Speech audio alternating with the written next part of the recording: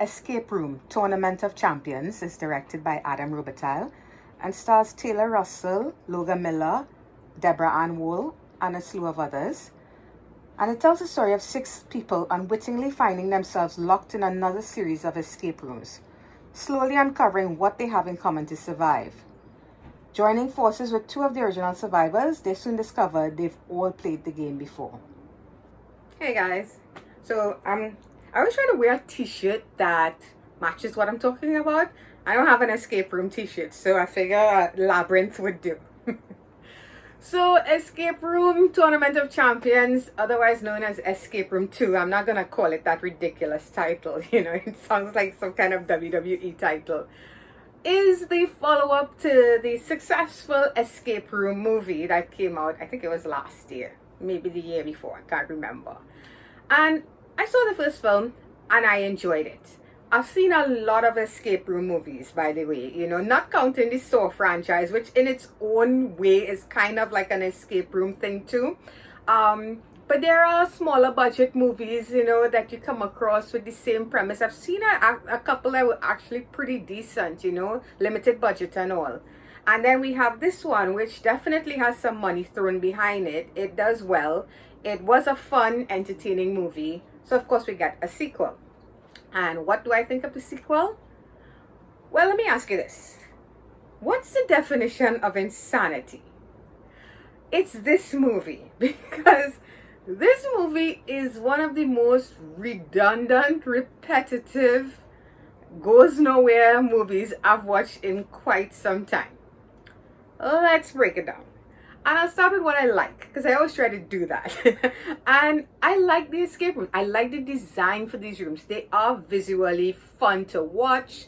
It's fun to try and figure out the puzzles yourself. You're sitting there and you're like, okay, what is the clue? Okay, I think I know where this is going. I think I know what they need to do. So it is one of those movies that kind of makes you, the audience, or you, the viewer, feel very engaged with what's happening, and that's always fun.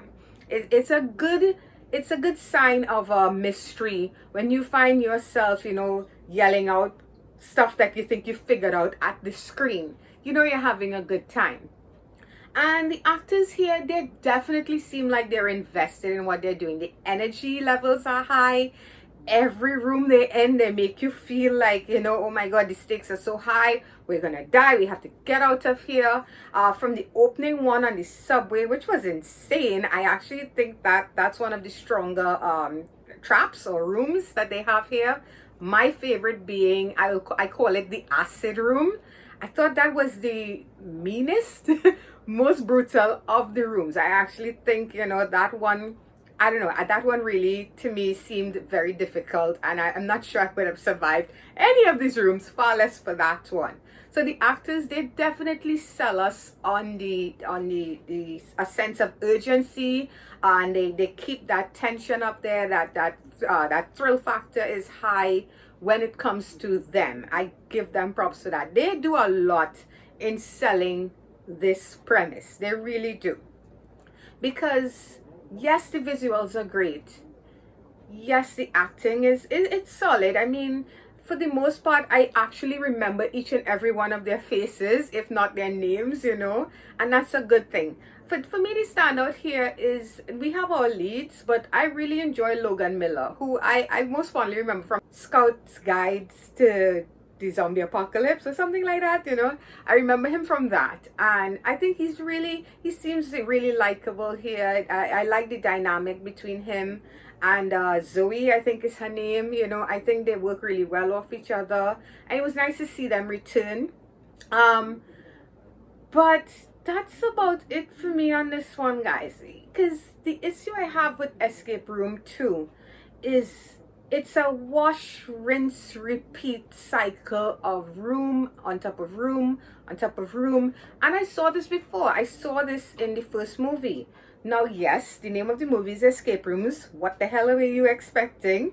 Okay, I understand that. But if you're gonna have a sequel, you have to build on the world that you are creating. And showing me basically what would I saw in part 1 with just maybe a little bit of information on the people behind it all is not enough. It really isn't. Because what I wanted to see here, besides, yes, they're going to be, in these escape rooms, they're going to be trying to get out, is a bit more on the people who were behind it. Even the Purge movies realized at some point they had to give a face to the NFA, the NFFA, or whatever their names are, the founding fathers.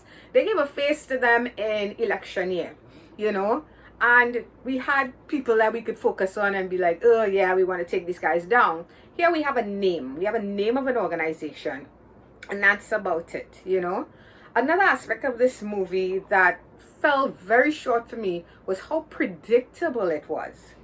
And I don't know about you guys, but from the scene in the psychiatrist's office, I knew exactly what was happening and what was going on. It was so telegraphed. It was so, ooh, this entire thing is a setup or part of the game or whatever. It was so obvious that you were just sitting there waiting just to watch what was to come next. The so-called twist in the end, I was like, really? This is not a twist. You saw this coming from scene 1. We saw this coming from act 1. So it just didn't work for me, guys. I would say this film is not a bad movie, and I wouldn't mind seeing another one if they kind of build on it. I think like Final Destination, that kept stepping it up a bit each time. They need to do that here, because otherwise the third movie, the second movie, the first movie, they're all going to feel interchangeable. You're not going to be able to tell them apart. Remove the titles, show them to a friend, and they probably wouldn't be able to tell them apart. So, Escape Room Tournament of Champions gets a 5.5 out of 10. If you enjoyed this movie, if you thought it was awesome, if you thought it was better than the first one, let me know what it is, appeal to you. I always like to hear that kind of feedback, because sometimes it makes me go and rewatch the movie and I see what the person is talking about, and it might even, notch up my enjoyment factor a bit more. But other than that, this movie for me was as average as they come. So it gets a 5.5 out of 10. And that's going to be it for this one, guys. So I hope you enjoyed the video, and if you did, please feel free to hit that thumbs up button. It's always appreciated. If you're new and you'd like to subscribe to my channel, feel free to click on my face when it pops up right about there, and you can check out past reviews if you've got the time. So until the next one, guys, bye bye.